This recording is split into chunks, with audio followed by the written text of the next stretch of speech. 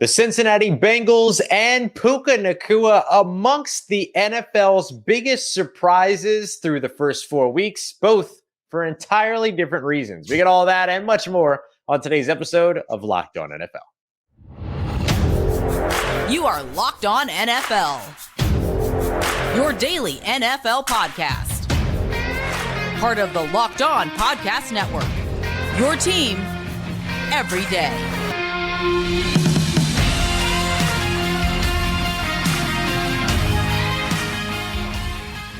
What's going on, fam? And welcome into another episode of Locked On NFL, your daily podcast, bringing you all of the biggest stories from around the National Football League every single Monday through Friday. Part of the Locked On Podcast Network, your team every day. Thanks so much, as always, making Locked On NFL your first listen of the day every day. Don't forget, you can always follow and subscribe on YouTube or wherever you get your podcasts, always for free and always available wherever you get them a podcast. It is Tuesday, so you've got Luke Braun at Luke Braun NFL on your favorite social media, and myself, Ross Jackson. Yes, I am back after my 2-week hiatus of airports and traveling and all those things. Nothing like a very sad Saints game at home to get me back to the Locked On NFL podcast. And yet the Steelers might be having more problems than you. Oh, they are amongst the many surprises in the NFL. That's what we're going to be looking at today. We're going to take a look at some terrible Week 5 offensive performances across the NFL as we get to our yike and our like. A long road ahead that might be there for the New York Giants.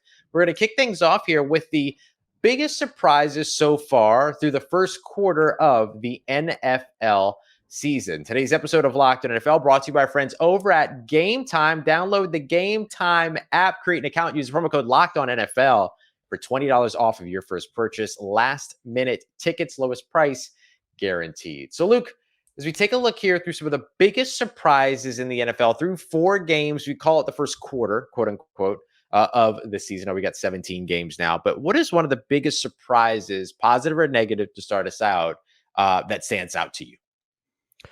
I am deeply stunned at what has happened in Cincinnati so far. Oh, that's a big one. Truly stunned.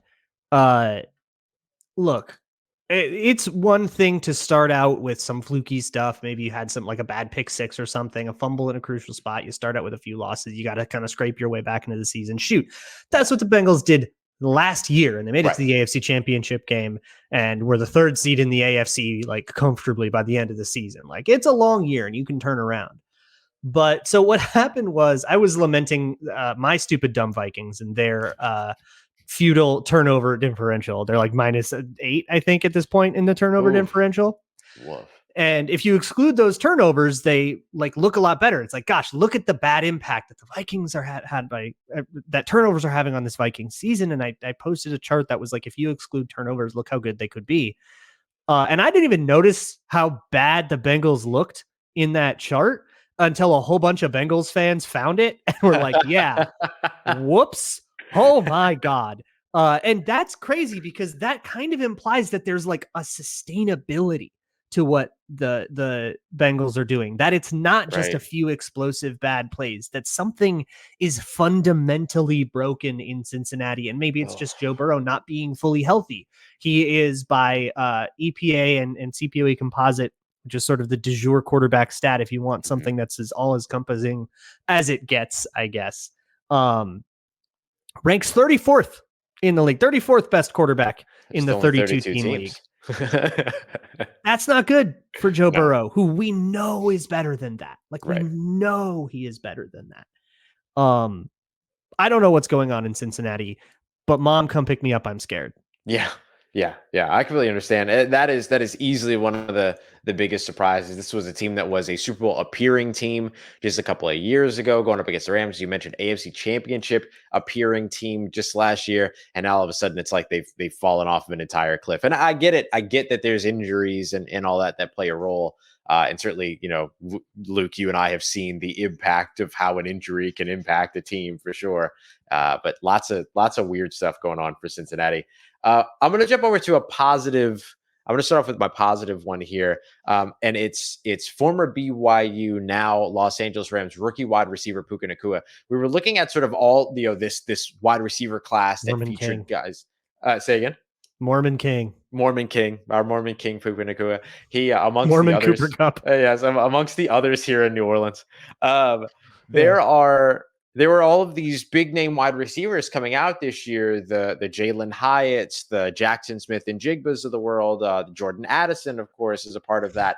So many of these guys and many more, that one of the guys that kind of got slept on all throughout the process because he wasn't kind of the speedy, shifty wide receiver with all the big play highlights. And honestly, if we're being honest here, underperformed a bit at BYU and his previous stops at, I believe it was Washington, due to injury and all these other things. Sure. But is one of those guys that we kept saying might be a better pro than he was going to be that he was a college guy.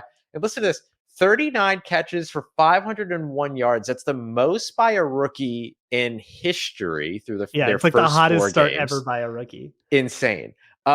First rookie since 1954, Luke, back when we were still dancing with canes in our hands, that said that with over 100 receiving yards in 3 of their first 4 games. And then a 15 reception game back in week 2, which is the single most receptions in a single game for a rookie in history. What an incredible start to his which should be bright career he's having over in Los Angeles. Yeah, it's wild because he's doing the thing where he just like soaks up 40 million targets, where he just kind of is the guy that's there all the time, right? Whether that is just where he happens to go in progression, running good routes, finding holes in zones, kind of unglamorous stuff too. He's not getting these big giant, post route over the, let's get a go route and beat a cornerback. No, it's always just like a responsible crosser or something, like a little hitch all the time. It's the little nitty gritty work. I love it. That's what they did at BYU too, which the BYU offense very much just exactly the McVay offense. Like they just kind of are running McVay stuff over there. Which so the Vikings drafted his quarterback. Swearing in their offense though. Probably. But so the Vikings drafted the BYU quarterback, Jaron Hall. So I watched a whole bunch of it after when I was doing like draft stuff, and I was like, man, they really like this number 12 kid. Boy, he's sure has this go-to. I wonder where he went. And I looked it up and it was like Rams. Oh, all right. He's going to be insane. All right. So he doesn't have to learn being drafted into the perfect situation. Yeah. And Cooper Kupp's hurt. So he's just going to go do the like Cooper Kupp. I'm going to run 10,000 like stick routes and, get 1,500 yards every year. All right, cool. Yep. That's Puka. Good stuff. Love it. Gotta love it. Hey, we're going to get to more of our biggest surprises here in just a moment. We got to take a look at a long road ahead for the Giants, but Luke and I have still another positive for Luke and a negative for me, including a team that I just usually never bet against, but I think I might have to start. We're going to take a look at that as we continue on with today's episode of Locked On NFL, part of Locked On Podcast Network, your team every day.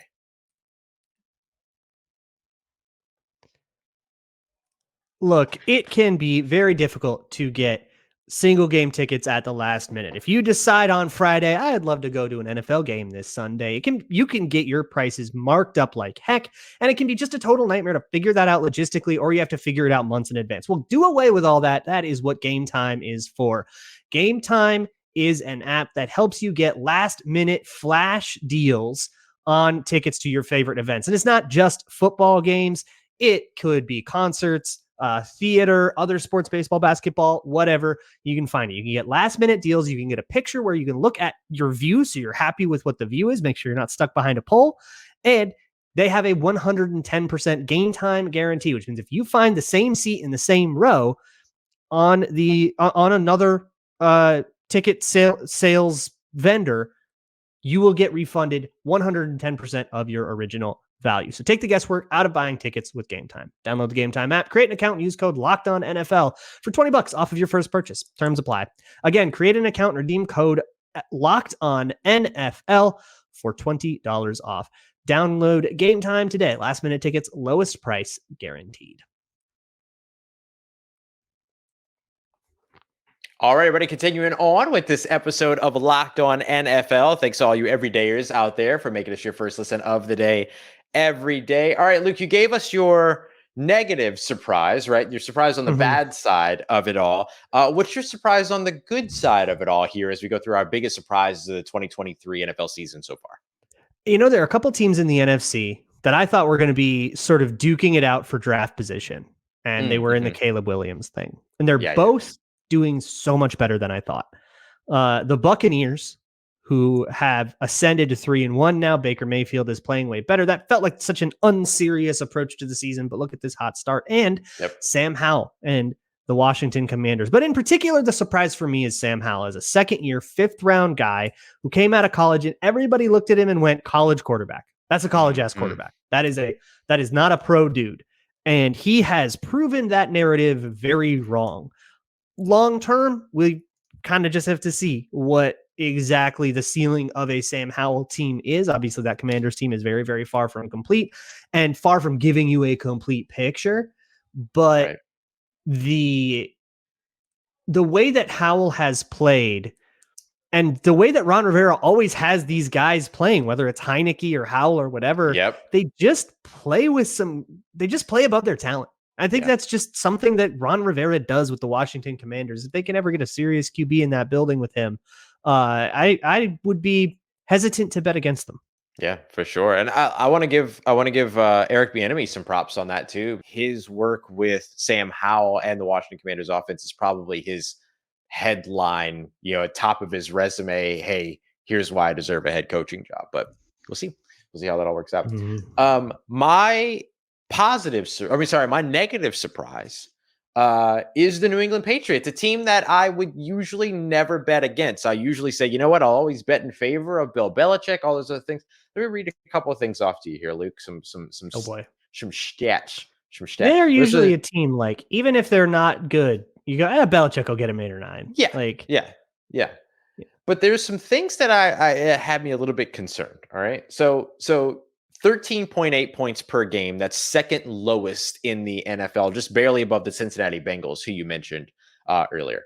And I would wage to say that even if you remove some of those turnover-worthy throws, I don't know how much of some of those turnovers, I don't know that they're operating much better. They're probably still in that bottom quadrant, I would imagine, that bottom left quadrant there. 24.3 points per game allowed, 20th in the NFL. So you're talking about bottom 12. That's kind of the thing that you usually look at a Patriots team and go, but the defense will put them in position to win. We have not seen that so far. They also have, and this was from Warren Sharp, 71% of their drives ending in either a punt or a turnover. 71%, Luke. Oh my God. That is that's like if you had a 4-sided coin and 3 sides were turnover. 3 sides turnover or punt. Yeah. You had 2 of them that were punt, 1 of them turnover. Like, that is rough. So in a game, on average, you'll get about 12 possessions. Right. 12 opportunities to possess the ball. So that means on 9 of them, they're scoring on average 3 times a game. Yeah. And that's either a field goal or a touchdown. Field. So they're going for, like, an average night is like 13 points. Yeah. At best, the team at this rate would walk away with 21 points, but don't forget they're giving up 24.3 per game. So even if they punted and turned the ball over, but still scored on all 3 of those possessions, touchdowns, they would have to go for 2 every time in order to tie, basically. Like, can we pour one out for some of these teams? Yeah, I think we have to. Of course. Yeah, like we did last year. So, so for those who weren't listening last year, hi, welcome. Last year, Ross and I were pouring them out for teams that we thought wouldn't make the playoffs. I believe we did. The first one we did was for the Bengals, and then they proved us wrong. So yes, which was awesome. Which is fantastic. But I like to do it as early as possible with this particular segment. And in fact, a couple weeks ago, with Lauren on this show, we did that to the Bears. Right. Yeah, it was time to pour it for the Bears. So we poured one out for the. Can we pour one out for a couple of these teams? Can we get rid of we get rid of the Panthers, who are 0-4? The Panthers. right? We can get rid of, honestly, The Patriots. Yep. And then how about the team that played on Monday night? Yeah. The New York Giants. It's time. It's time. Already. Oh my God, Giants. Oh my God. 11 sacks? It's disgusting. And this is not the first time in the last calendar month that I have said, oh my God, Giants. Yes, because remember, this was also the team that was blown out 40-0 to open the season. That was the first impression of this Giants team. And then against the Dallas Cowboys Cardinals, right? Who are not a serious football team, and they know it. And that's who also turned around. They don't have beat Kyler the Cowboys, Murray. It's all right, by the way. Yeah, it's wild. That rocks so hard. But like, the Giants take 11 sacks, and you just got to think about like the amount of resources that they put into their offensive line, and it's not all healthy. I get it. Yeah. So you're that is not the envisioned offensive line, but part of it is depth too.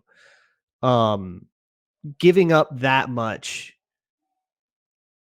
even with backups in, is just so unbelievably inexcusable. And it makes me look at the Giants as this existential thing. Like, are we sure Brian Daboll? I know he won Coach of the Year last year, right? I mean, he dunked on the Vikings in the playoffs. That was a phenomenal game for him. And now we're going to wait. Are we sure he's the right guy for the job over there in New York in Big Blue? You know, they're asking the same questions of Daniel Jones and what's up with Saquon Barkley. Because, like, can this build of the Giants actually work? And I don't know. It's a reckoning for me, because I think when we all looked at the Giants and went, oh, okay, they're going with Daniel Jones, Saquon Barkley, and hoping that Brian Daboll will scheme it up. We all went, nah. Yep. Third place in the 100%. NFC East at best. We 100%. All went, all right, yeah, they're maybe a 7-seed wild card team at best, but they're probably just going to be an also-ran this year. And they like committed to that.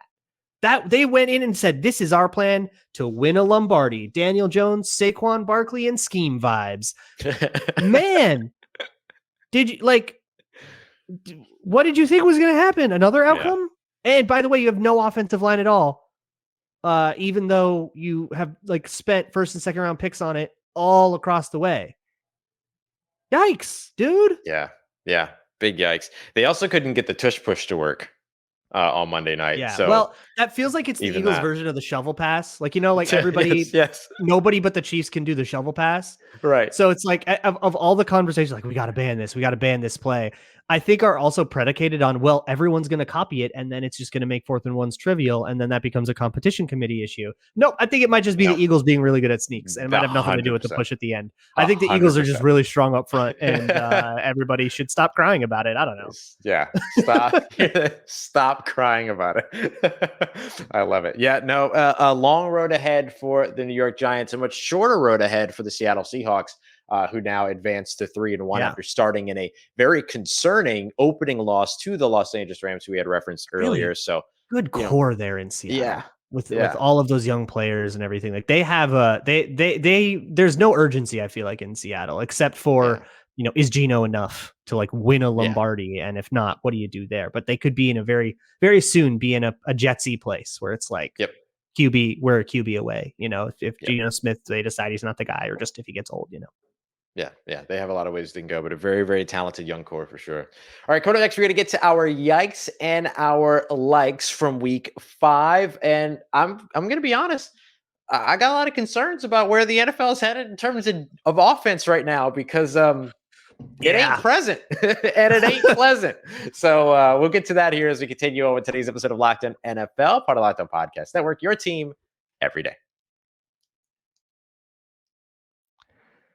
If you are perhaps interested in shorting NFL offenses, you want to bet an under or two, why don't you head on over to FanDuel.com/lockedon, where you can find not only over under spreads, all of the classic stuff, but you can find player props. You can parlay a whole bunch of stuff and slap it all together for a better payout. You can do all kinds of things at FanDuel.com. It's America's #1 sportsbook for a reason. And part of that reason is that if you are new to FanDuel, you can get $200 in bonus bets guaranteed just for placing a $5 bet. That's right, placing a $5 bet, not winning it. Win or lose, you get those $200 back in bonus bets. So go to FanDuel.com/lockedon. or download their app, which is super easy to use. It's all safe and secure, and you get paid out instantly when you win. So go to FanDuel.com/lockedon to claim that $200 in bonus bets on a $5 bet, whether or not that bet wins or loses. FanDuel, official partner of the NFL. All right, everybody, wrapping up this Locked On NFL. Thanks again to all the everydayers out there making us your first listen of the day every day. Luke, it is time for Yike and Like. We've gone over our biggest surprises through 4 weeks, but as we take a look at going into week 5 here, what are some of the let's start with the Yike. What's your Yike from this week? Look, it sort of goes into the Daniel Jones situation that the Giants are in. They're LBJ. I mean, they are late stage Kennedy. They're Nixon. This is a quagmire. They're stuck. Yes. They have gotten themselves into a situation and they don't know how to get themselves out of it. They signed Daniel Jones to a $160 million deal, 4-year deal. It is not sensible to get out of that deal for at least the rest of this year and after next year. Maybe 2025, we can start talking about it. It is just not sensible to get out of that. They are stuck in hell. QB quagmires. They're all over the league. Yep. We have all kinds of situations that for one reason or another, you can't really envision teams moving on from a bad quarterback or quarterback that is playing poorly. I look at so many of these situations. How about Deshaun Watson? Yeah, that's a big one. Playing awfully. Cleveland sold their soul for that. Fully guaranteed contract. Every dime of that contract is guaranteed, and they're restructuring it too. So he's getting $60 million-ish cap hits. There is no way out but to dig deeper into the crevasse. The Browns cannot get better without getting worse because of that contract marrying them to it. And with these, it's not even necessarily the cap hit. You can figure out cap stuff. It is the commitment. It is being married to this. How about Mac Jones, who's on a rookie deal, or Justin Fields, who's on the same length rookie deal? Both of those guys playing really bad football. Well, Fields had a better game against the Broncos, but not a great, couple of really, really rough picks. Still a lot of stuff going wrong against that Broncos team. And are the Bears going to move on next year? I don't think they can. No, I think they've put too much into the idea that Justin Fields will progress and that it will save their franchise. I think they just have to blow another season on it. And I think the Patriots are in the same place with Mac Jones. These QB quagmires, man.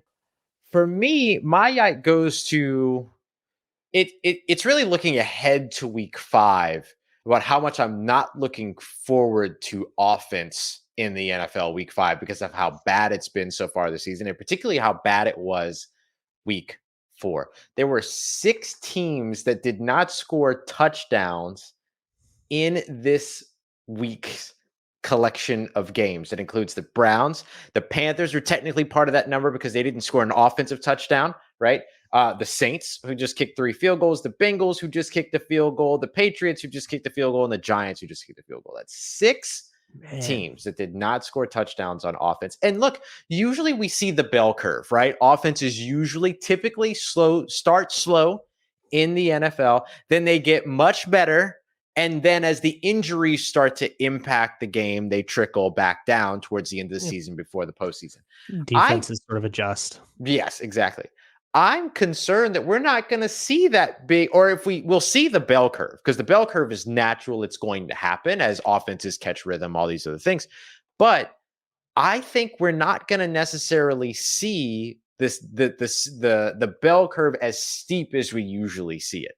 I think we're going to be looking at the top end level production of offensive success across the NFL being lower here in 2023 than we have seen in the recent past.